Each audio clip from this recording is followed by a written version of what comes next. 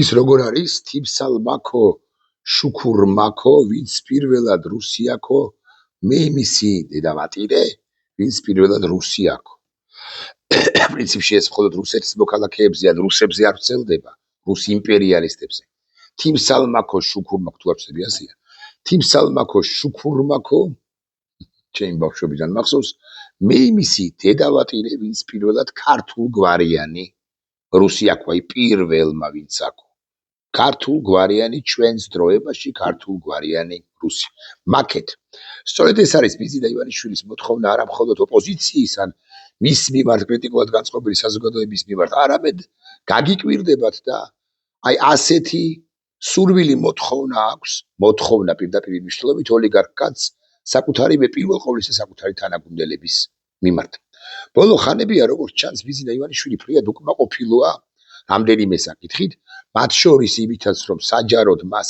არ ახსენებენ პოზიტიურ იშვიათად ახსენებენ პოზიტიურად პოზიტიურ კონტექსტში იშვიათად მოიხსენიებენ ხოლმე მისივე მოყვადილი ბიჭები ანუ კობახიძე მაყუაშვილი და სხვები და უთუა რომ ირაკლი კობახიძეს და სხვებსაც ბიზინა ივანიშვილმა დაავალა თიმსალმაქო შუქურმაქო ვინც მეშვიდეთ ბიზინა ივანიშვილი აქო მე მისი დედავატირე ქართულგვარიანი რუსების ანუ დაავალა ქება და დიდებად ქება და საქების სიტყვების წარმოთქმა მასთან დაკავშირებით მის შესახებ ამ თვალსაზრისით მონა თამაშორის მონა ირაკლი კობახიძე გამოირჩა დღეს და მან დიდი და ვრცელი ბრიფინგი უსვლა სწორედაც რომ ბიზინა ივანიშვილს დამოუკიდებლად მიიღო ეს გადაწყვეტილება ირაკლი კობახიძემ ასე მგონიათ ანუ ღამე დაიძინა სისხამდილით გაიღვიძა არ ზინავს ხანდახან მართლა მგონია ხოლმე ისე დაღლილის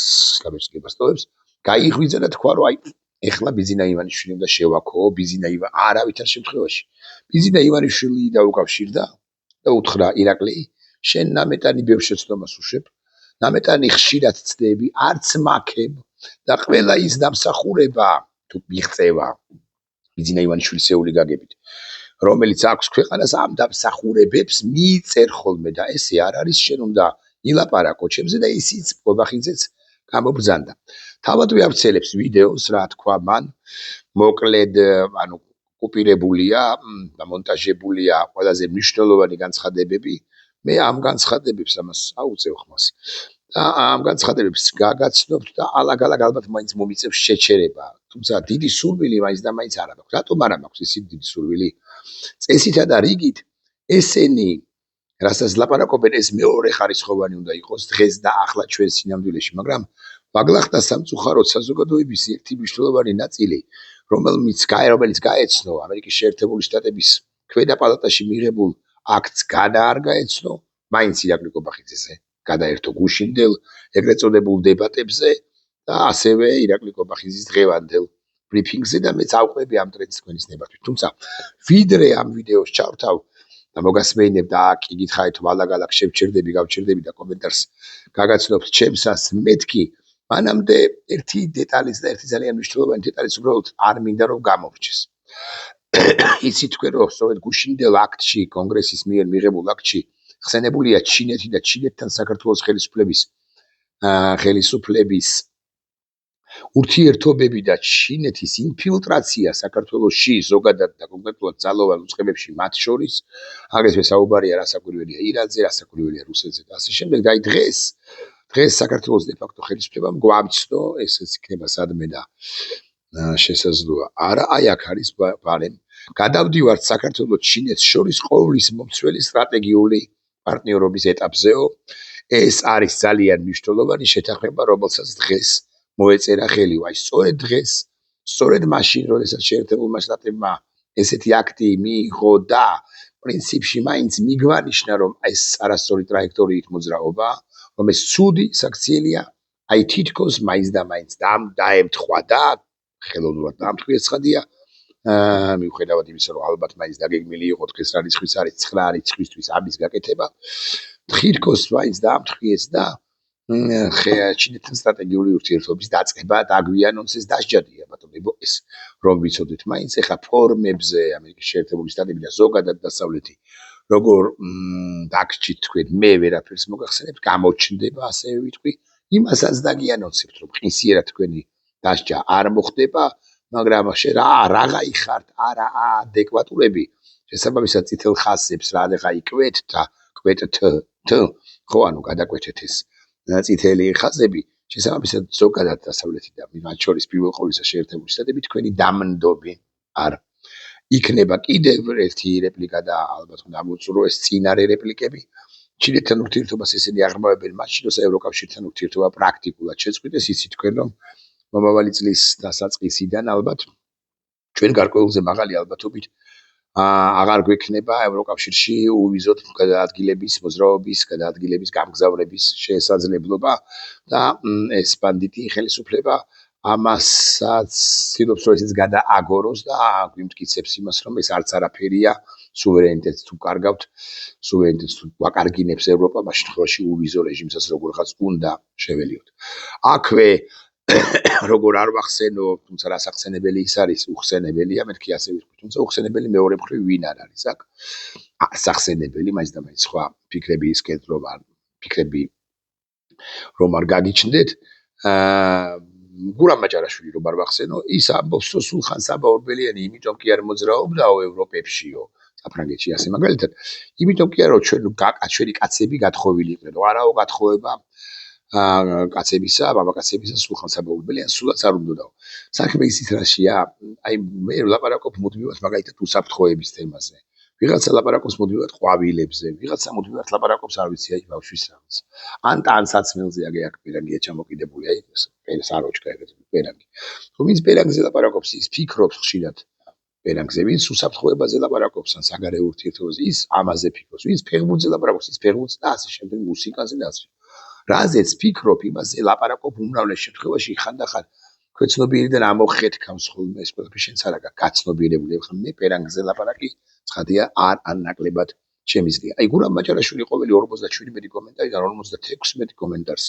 აკეთებს 56 კომენტარს აკეთებს სწორედ კაცების გათხოვებაზე და მე მაინც ვფიქრობ რომ დააოკოთ ჯობს გურამ მაჭარაშვილი ან გამოუძებნოთ პირდაპირ მნიშვნელობით ლაპარაკობ პირდაპირ მნიშვნელობით არ ვაჭერ გამოუძებნეთ კაცი აი ასე ვიტყვი სხვა გზა უცხოელი იქნება ქართველი იქნება თუ იქნება დააოკდეს მაჭარაშვილი გურამ ეხა მართლა გამიგზელდა საუბარი watch again ანუ ირაკლი კობახიძე და მისი ცალკეული გამონათქვამები ჩემი კომენტარების თანხლებით ქვეყნის გარემოებების და მათი ადგილობრივი აგენტურის აგრესიისა და პოლიტიკური თავდასხმის მთავარი ობიექტი ბატონი ბიძინა ივანიშვილი მათ მტკიცებით ქვეყანა არადემოკრატიული წესებით სხვათა შორის ეს ძალიან სხვა კუთხითაც არის ერთგვარად სხვა კუთხითაც არის საინტერესო მთელი პასუხისმგებლობის აღებას თუ ამ კუთხით შევხედავთ ამბავს თითქოს ავალდებულებენ ბიძინა ივანიშვილს ის არის მთავარი ესხმიან მას გასაკვირველია პირველ ყოვლისა და არა ჩვენ და ყველაფერი რაც ხდება ქვეყანაში არის მასზე პასუხისმგებელი ბიძინა ივანიშვილი ეს არის ირაკლი კობახიძის ამ ნათქვამის ერთგვარი ან მეორე მხრივ ანალიზი არამედ ერთპიროვნულად ბიძინა ივანიშვილის მიერ გართება გარდა ამისა ისინი დემოკრატიული წესით არჩეულ ხელისუფლებას ივანიშვილის რეჟიმად მოიხსენებენ და რეჟიმია და რა ვქნათ დემოკრატიული წესით არჩეული ხელისუფლება არ არის ეს 26 ოქტომბერს არჩევნები გაყალბდა ხა როცა უნდა ახტეს და დახტეს ირაკლი კობახიძე არჩევნები გაყალბდა მოიწვიეთ არჩევნებს ვინც აკვირდებოდა ის არასამთავრობო ორგანიზაციები იმედის თუ რუსთავი ორის ეთერში დასხედით მასთან და ისინი დაგისაბუთებენ როგორ გაყალბდა არჩევნები რენდერტასtildeობენ 2012 წლიდან აღიარებული დემოკრატია ავტოკრატიად წარმოაჩენს საქართველოში დემოკრატია არ არის ოდესაც არსებობს მინიმუმ მეჭვი იმის თაობაზე რომ ქიმიური იარაღი მინიმუმ მეჭვი ხასუსო დამოუკიდებლად იმისა გამოიყენეთ თუ არ გამოიყენეთ ამისგან დამოუკიდებლად ეჭვი როგორც ასეთი არსებობს ეჭვი არც და გამქრალა არავის არ უარუყია ეს ყველაფერი საქართველოს ხელისუფლებად წოდებული ჯგუფის გარდა როდესაც ადამიანებს სისხლს ასმევდნენ პირდაპირ მნიშვნელობით სცემდნენ და სისხლს ასმევდნენ იმ წინასწარი დაკავების მანქანებში მოხვედრილ ახალგაზრდებს ნოემბრის მიწურულს დეკემბრის დასაწყისში 2024 წელს როდესაც წყლის ჭავლი გამოიყენეს თუნდაც ქიმიური იარაღი არ ყოფილიყო მაგრამ ის წყლის ჭავლი ნებისმიერ შემთხვევაში სუსხავდა კი არა წამლავდა ქიმიური იარაღი არ იყო მაგრამ სხვა რამე იყო თუნდაც ლეგალური იმიტომ ადამიანები იყვნენ და ახლაც არიან ფრიად მძიმე მდგომარეობაში, იმიტომ რომ გარკვეული დესპირატული დაავადებები განუვითარდა, თან გაუმძაფრდათ, ამას დემოკრატია არ ქვია, ამას ქვია ავტოკრატია, დიქტატურისკენ მიმავალი. ამიტომ რამდენიც არ უნდა ახტეს და დაახტეს ირაკლი კობახიძე, ეს მაინც ასეა. განვაგრძოთ. პირველ რიგში უნდა აღინიშნოს, რომ საქართველოში სახელმწიფოებრიობის, დემოკრატიისა და ადამიანის უფლებების განმტკიცებაში ბიძინა ივანიშვილის როლი სრულიად განსაკუთრებულია. ანუ ყველაფერი მისი დამსახურებაა, ჩვენ ფუჩეჩები ვართ. ასეც შეიძლება წავიკითხოთ ეს უკანასკნელი განცხადება. ყველაფერზე უნდა გავჩერდე. არ ვიცი, ისეთი მასალას იძლევა ეს თვა გაპუწული ბიჭი, რომ მეორე მხრივ როგორ არ უნდა გაჩერდე. ბიძინა ივანიშვილი არის პოლიტიკის გროსმეისტერი, ამას უყვარს ამას ქვია შემეტენე, ბოდიშ ვიხდი. აი პოლიტიკის გროსმეისტერი უწოდებიათ რა, არ მახსოვს თუ არ ვწდები რა, ლეო მესი თუ მარადონა თუ პელე, შეიძლება პელე უფრო.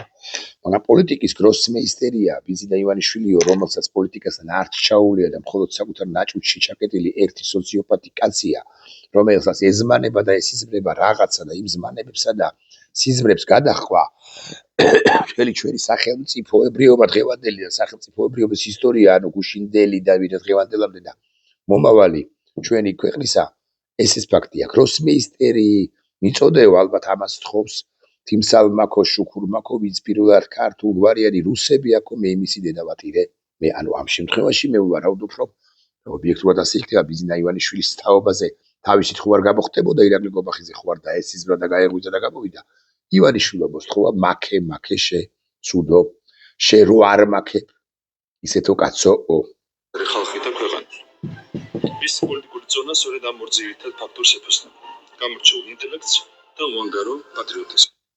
გულწრფელად მაინტერესებს, არ გაბათობ. არ არის მხოლოდ ოდენობა რა ოდენობაზე წიგნის კითხვისა დაფუძნებული ეგრეთ წოდებული ამ მისეული გაგებით ინტელექტი, მოდი ასე ვიტყვი, კობახიძისეული გაგებით, მაგრამ ამაზეც ნაწილობრივ მაინც არის, ანუ რაღაცას ბაზისი რო გქონდეს, რაღაცა ხარისხის ინტელექტუალად რო ითვლებოდე, მართლა სამი წიგნი მაინც უნდა გქონდეს საკითხული, ასე ვიტყვი. მართლა მაინტერესებს. კობახიძეზე არ ვლაპარაკობ. ბიძინა ივანიშვილს რა აქვს საკითხული ბოლო 1 წლის ცოტას ვამბობ, 10 წლის განმავლობაში 3 ნაწარმოები დამისახელოს აი აბანა, თუნდაც. სწორედ ამ ორმა თვისებამ შეაძლებინა მას 2012 წელს ის, რაც ყველას შეუძლია. 2012 წელს ბიძინა ივანიშვილის მხოლოდ ფინანსებმა ხლართებმა რუსეთისაგან მხარდაჭერამ შეაძლებინა ის, რაც 2012 წლამდე ვერ მოხდა. თიმსალმაქო შუქურმაქო, ვინც პირველად ივანიშვილი აქო 2012 წელს, ანუ 2012 წლამდე მე იმისი ასემს და ისემს კიდევ ერთხელ. ეგონა. გროსმეისტერულად ჩამოეშორებინა ძალაუფლებას უცხოური აგენტურა, რომელსაც ქვეყნის გარედან ყოველგვარ ძალადობაზე ეს უცხოური აგენტურა, ეგრეთ წოდებული უცხოური აგენტურა 2015-16 წლამდე არ მართავდა ქვეყანას. ირაკლი ალასანია და თინა ხიდაშელი უცხოური აგენტურის წარმომადგენლები იყვნენ თუ არ იყვნენ. თუ ჩამოიშორება იყო, მაშინ საერთოდ რატო შეიკედლა უცხოური აგენტების ნაწილი, რომლებიც ოპოზიციაში იყვნენ. ხსენებული თავისუფალი დემოკრატები ირაკლი ალასანია, ხსენებული რესპუბლიკელები თინა ხიდაშელი, დავით უსუფაშვილი. კობახიძეს რომ მკითხო, ისინი ხო დღესაც აგენტები არიან. ალასანიაზეც კი იტყვის ამას, არათუ ოპოზიციაში წასულ უსუფაშვილზე და არასამთავრობო ორგანიზაციაში გადასვარგებულ გადასულ თინა ხიდაშელზე თავდაცვის ყოფილ მინისტრ, რომელიც კრიტიკულად არის განწყობილი. ირაკლი საერთოდ წასულია პოლიტიკიდან, საზოგადოებრივ ასპარეზზე არ ჩნდება. ირაკლი ალასანიაზეც იტყვის ირაკლი კობახიძე. 2016 წლამდე არ მოუშორებია ეს აგენტურა. ეხლა 2016 წლიდან 2020 წლამდე რა აგენტურა იყო, მე გეტყვით. ჭყალებში აგენტურა ცხადია. ანუ ირაკლი კობახიძისეული აგენტურა 2016 წელს მოდის ეს ბიჭი პოლიტიკაში, მაგრამ მასთან ერთად არის მაგალითად კახა კუჭავა. ის აგენტი არ არის, ბოლო დრომდე არ ვიცი ამდენად სწორი სიტყვა, მაგრამ 2-3 წლის წინ მთავარი კომიტეტის პოლიტსაბჭოს წევრი იყო. ასევე თამარ ჩუგოშვილი არ იყო მათი უმრავლესობის წევრი, ის არ იყო აგენტი. ანუ ბიზნეს თლად 2012-ში არ მოუცილებია აგენტურა. არა. ბიზნა ივანიშვილმა აგენტურად წოდებული მოიშორა, თუ მაინც და მაინც ასე უნდა ვილაპარაკოთ 2022 წლით 16 წლიდან, მაგრამ 22 წლიდან უფრო 20 წლის საპარლამენტო არჩევნებიდან და 24-დან მით უფრო და სწორედაც რომ მოჭრილი ყურმოჭრილი მონები მოიყვანა 20 და 24 წელს განსაკუთრებით საქართველოს პარლამენტში ქართული ოცნების სიაში ჩაწერა ისინი ვიღაც ტიპები, რომლებიც შესახებაც არც მანამდე ხსმენიათ არაფერი და არც მომავალში გაიგებთ არაფერს. მაგალითად ესეთი კაცი მოშეს ვიცნობ ორჯერ თუ სამჯერ ყავს ნახე. ბარვენაშვილი, აი მითხარით ბარვენაშვილი, არ ვიცი რამდენი წლის არის, პატარაც არ არის. რას აკეთებდა მიშას დროს? რა დეპრესირებული იყო, ეგრე მაგის პასუხია. იყო ერთი დელეცი პირდაპირ მნიშვნელობით, რომელიც გამდიდრდა, განა არა, ახლა შეტენილია ამათთან, რომ კიდევ უფრო მეტად გამდიდრდეს. აბა პოლიტიკა იცის, მართლა წიგნი აქვს საკითხული ბარვენაშვილს, ვინ არ ვიცი რა ქვია. მას თუ ხვებს. აი აზე უნდა ვლაპარაკობდე, რაზე ვლაპარაკობთ? თან ეხლა ერთი წუთია გასულია, მთელი 3 წუთია მას ვეღარ მოგასმენია. ბიზნესმენის მოღვაწეობის ერთ-ერთი უმთავრესი შედეგი სახელმწიფო ინსტიტუტების გამტკიცება. ყველა სახელმწიფო ინსტიტუტი არის დეინსტიტუციონალიზაცია მოხდა ყველა სახელმწიფო ინსტიტუციაში. იუსტიციის სახლიც კი, იუსტიციის სამინისტრო თუნდაც, იუსტიციის სახლი. იუსტიციის სახლს აღარ ჰგავს. მოდით ერთად წავიდეთ, როცა მეტყვით და ვნახოთ ნებისმიერ აიტენოხლბე და ციფრი რო ამონათდება, რამხელა რიგია თითოეულ ოპერატორთან. აი ხო რეფორმირებული იყო. ეხლა კიდევ ერთხელ რეფორმირებულია, სარეფორმოა ეს კონკრეტული. აღარ ლაპარაკობ. ჯანდაცვაზე, აღარ ლაპარაკობ თავდაცვაზე, უსაფრთხოების სისტემის, უშიშროების საბჭო არ აქვს. რომელიც სუვერენიტეტის გამტკიცებაზე და ინსტიტუციების გამტკიცებაზე მელაპარაკება. არც უსაფრთხოების საბჭო აქვს და არც უშიშროების საბჭო ამ ტურბულენციის დროს არსებულ ქვეყანას. ამ ფონზე ქვეყნის განვითარებისა და მათი ადგილობრივი აგენტურის საუბარი იმაზე, რომ საქართველოში სახელმწიფო ინსტიტუტები არ არსებობს და ქვეყანაში ერთმართველობაა დამკვიდრებული, სრული სიყალბე. როდის ვიხდი, აი სიყალბე ეს სიტყვაც, მაგრამ განსაკუთრებით გარემ მტრებზე როცა ვლაპარაკობ, ეს სკროლვისა და სკრინვის სააგენტო მტერს რო უწოდებს ხელისუფლების მიმართ განწყობილ ყველა პირს ირაკლი კობახიძე, ეს სკროლვისა და სკრინვის სააგენტო ამ კაცით არ უნდა დაინტერესდეს, არც ხადი არ დაინტერესდება, მაგრამ ეს რო პოზა და სიყალბე იყო, ამის მადასტურებელია შექმნა ამ სკროლვას სკრინვის სამმართველოს თუ სააგენტოს. რადგან ჩემთვის შეურაცხყოფელია. მოგიკვირდეს აღნიშნავს, რომ ადონი ბიზნესმენი არის მმართველი პარტიის საპატიო თავმჯდომარე და პოლიტიკური საბჭოს წევრი. საერთოდ საინტერესო რამის ამის. მმართველი პარტია 2024 წლის საპარლამენტო არჩევნებში და მოცემულობით მან პარემტობა ქართული ხალხისგან. კი ბატონო. შესაბამისად, ბიზნესმენის სრული ქვეყნის პოლიტიკურ ცხოვრებაში არა მხოლოდ ფორმალიზებულია, არამედ უშუალო დემოკრატიულ ლეგიტიმაციასაც. არა, პარტიის თავმჯდომარე, საპატიო თავმჯდომარე, მმართველი პარტიის, არა, ის ლეგიტიმაციას არ ეფუძნება. ის არ არის აღმასრულებელი ხელისუფლების წევრი. ის არის საპატიო თავმჯდომარეც არ არის. საპატიო თავმჯდომარეა. ის არც ერთ სახელმწიფო თანამდებობას არ იკავებს. ეს როგორ უნდა აუხსნა ახლა მე იურისტო, ძალად იურისტ ირაკლი კობახიძეს არ ვიცი. აელაპარაკოს სხვა იურისტებს. ბიზნე ივანიშვილის სამთავრობო ლეგიტიმაციასაც ეფუძნება. ის ფაქტი, რომ ბიზნე ივანიშვილის სამთავრობო საქმიანობაში ის ფაქტი, რომ ბიზნე ივანიშვილის სამთავრობო საქმიანობაში ზედმეტად არ ერევა სხვადასხვა პრემიერ-მინისტრს.ას ნიშნავს ზედმეტად არ ერევა? ანუ თუნდაც არა ზედმეტად ერევა, რა უფლებით ერევა? აღმასრულებელი ხელისუფლების საქმიანობაში თუნდაც არა ზედმეტად რატო ერევა? არაფორმალური მმართველობა სხვა რამის კი არ ნიშნავს. გამოცდილებამაც დაადასტურა. ბიზნე ივანიშვილის სამთავრობო გადაწყვეტილებებზე გავლენას ახდენს იმ ფარგლებში.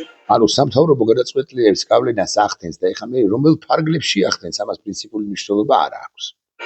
რა ფარგლებშიც ეს მმართველი პარტიის საპატიო თავმჯდომარის როლს არც ერთი საპატიო თავმჯდომარე, არც ერთ მმართველ პარტიაში თუ ეს თანამდებობა არსებობს უგანზრდობლივ პარტიაში უცხოეთში, არ ახდენს აღმასრულებელ ხელისუფლებაზე ან საკადრო გადაწყვეტილებებზე თუ საკადრო პოლიტიკაზე გავლენას არანაირ ფარგლებში. რაზე ვლაპარაკობ? შესაბამისად, ეს ნიშნავს, რომ ბიზნე ივანიშვილი არსებითად არ ერევა სამთავრობო მენეჯმენტში. ანუ ერევა თან არ ერევა. მაქეო ამას ამბობს და ესეც ხლაფორთობს რაცხებს. და საკადრო გადაწყვეტილებებში. ბატონ ბიზნე ივანიშვილთან ერთად პერიოდულად იმართება გუნდის ლიდერების შეკრება, სადაც პოლიტიკის საკვანძო საკითხები განიხილება. და აი აქ ამბობს საკვანძოზე საინტერესო სიტყვას. ის უნდა აღინიშნოს, რომ ბიზნე ივანიშვილი განსხვავებულ აზრს განსაკუთრებულ პატივსცემს. შესაბამისად, გუნდში ყველა აზრი ღია, სიღრმისეული და საფუძვლიანი მსჯელობის საფუძველზე. ანუ საფუძვლიანი მსჯელობის საფუძველზე, კამათის მსჯელობის საფუძველზე მიიღება ყველა აზრი. არ უნდა დაждდეს ტელეფონებში. იმასაც ვიადგებთ, რომ ამგვარი ღია სერვისეული და საფუძვლიანი მშენებლობისას ყველაზე ხშირად ბატონი ბიზნესმენის აზრი იმარჯვებს. ანუ იმიტომ კი არა რომ ყველაზე ჭკვიანია. არამედ იმიტომ რომ ყველაზე ძლევამოსილია, ვერ უხტებიან, არც უხტებიან. არც ეწინააღმდეგებიან ანუ და ვერც უხტებიან ბიზნეს ივანიშვილს. და ყველაზე ხშირად ბიზნეს ივანიშვილის აზრი ეს არის სწორედ, რასაც ამბობს ღიად დასტურებელია იმის, რომ ამ ქვეყანაში არის ერთპიროვნული მმართველობა. ყველაზე ხშირად იმარჯვებს ბიზნეს ივანიშვილის აზრი. განსაკუთრებით იმარჯვებს და ეს ისევ და ისევ მისი განსაკუთრებული კომპეტენციის დამსახურებაა და თუ განსაკუთრებული კომპეტენტურია ბიზნეს ივანიშვილი, მაშინ სამთავრობო გუნდში უნდა იყოს, ოფიციალურად უნდა იყოს ხელისუფლებაში. ეზარება მაქოს, თიმსალ მაქო, შუქურ მაქო, ვინც პირველად ივანიშვილი ან კობახიძე აკო, მე მისი ასემს და ისემს. დემოკრატიული წესებით არამედ ერთპიროვნულად ბიზნეს ივანიშვილის მიერ იმართება. გარდა ამისა, ისინი დემოკრატიული წესით არჩეულ ხელისუფლებას ივანიშვილის რეჟიმად მოიხსენიებენ, რითაც ცდილობენ 2012 წლიდან დამკვიდრებული და აღარ გავაგრძელოთ, იმიტომ რომ მართლა რაღაცა დიდი ხანი აბოდიში თან გადამეხვია თუ არ ვცდები და რაღაც აქ უნდა ვიყოთ. აღარ გადავახვიოთ და აღარ მოусვინოთ ფსვათ. მე პრინციპში ყველაფერი თქვი ხა 5 წუთიანი ვიდეო ირაკლი კობახიძე ნამეტანი. ამბავი ის არის რომ ირაკლი კობახიძესაც არ მოსდომებია ამ ვიდეო ამ ბრიფინგის გამართვა დამოუკიდებლად ივანიშვილის მოთხოვნის გარეშე. და ბოლო და საკვანძო წინააღმდება. ეს მე მიმტკიცებს აზრს, რომ რაღაი ბიზნეს ივანიშვილი ყველაფერში მართალია და ირაკლი კობახიძე ამბობს, რომ ყველაფერში მართალია, ყველაზე მაგარიაო, გროსმეისტერიაო. შესაბამისად ირაკლი კობახიძე ამით ამბობს შემდეგ რამეს და მე ამ ანალიზს უფრო მივყვები, რომ მე წავალ ბიზნეს ივანიშვილი თუ მიბრძანებს. ამას ირაკლი კობახიძე შეიძლება არც იცის, რომ ბიზნეს ივანიშვილს ეს ბრძანება, ეს გადაწყვეტილება ირაკლი კობახიძის განთავისუფლების თაობაზე გამზადებული აქვს. შეიძლება არ იცის, შეიძლება იცის. მაგრამ მე ვფიქრობ, რომ მე არ ავუხტები ბიზნეს ივანიშვილს და არაერთი წინააღმდეგობას არ გაუწევ. ის ბრძენი კაცია, ხო? ამ ბრიფინგითაც დასტურდება მათეული ბიჯგობა ბიზნეს ივანიშვილის მიმართ თუ შესახებ თუ თაობაზე. ის ბრძენი კაცი რასაც იტყვის ისე იქნება. უმრავლეს შემთხვევაში ამ დებატებში იმარჯვებს ჩვენ, იმიტომ რომ ის გროსმეისტერია და იმიტომ რომ ის პოლიტიკის გროსმეისტერია და იმიტომ რომ ის ამობრძმენდილი კაცია, ყველაზე გონიერი კაცია და ასე შემდეგ და ასე შემდეგ. ირაკლი კობახიძე არ მინდა თქვა რომ ეს მაინც ხვალ მოხდება, არა. მაგრამ აი ამ ყველაფრის გათვალისწინებით რაც გარშემო ხდება და ბიზნეს ივანიშვილთან ბიზნეს ივანიშვილს არავინ აქებს ეს ბოლო ხანებია. და ამავდროულად გარდა იმისა, რომ არავინ აქებს ირაკლი კობახიძე ყოველ მეორე დებატზე ან ყოველ მესამე საჯარო გამოცდილში ისეთ შესწავლებს უშევს, რომ გაგიზნებით. მაგალითად, დღეს იყო თუ გუშინ თქვა ირაკლი კობახიძემ თუ ამ დებატების დროს თქვა, აღარ მახსოვს, არა აქ პრინციპული მნიშვნელობა, თქვა რომ 2023 წელს ბიზნეს ივანიშვილს სთხოვდნენ პოლიტიკაში დაბრუნებას, იმიტომ რომ საქართველოში ჩართული იყო. აი წარმოუდგენელი სიგიჟე განცხადება, ანუ დასავლეთ კობახიძისეული განმარტებით მიაჩნია რომ ბიზნეს ივანიშვილზე ზეგავლენას მოახდენს, გააბრაზდება ის კაცი, არ გაბრაზდება და მოსთხოვს ამ ყურბოჭდილ მონებს, რომ აბა ეხლა მაქეთ და მადიდეთო. თიმსალ მაქო, შუქურ მაქო, ვინც პირველად რუსი აკო, მე იმისი დედა ვატირე, სხვა სიტყვას არ ვიხმარ, ვინც პირველად რუსი აკო, თიმსალ მაქო, შუქურ მაქო, ვინც პირველად ქართულ გვარიანი რუსი, გორჯონიკიძე, მიხაცხაკაია. და ჩვენი დროების ქართულ გვარიანი რუსები აკო, მე იმისი დედა ვატირე, კარგი ვატირე, ან ასე ვიტყვი, ასემც და ისემც. ნახვამდის.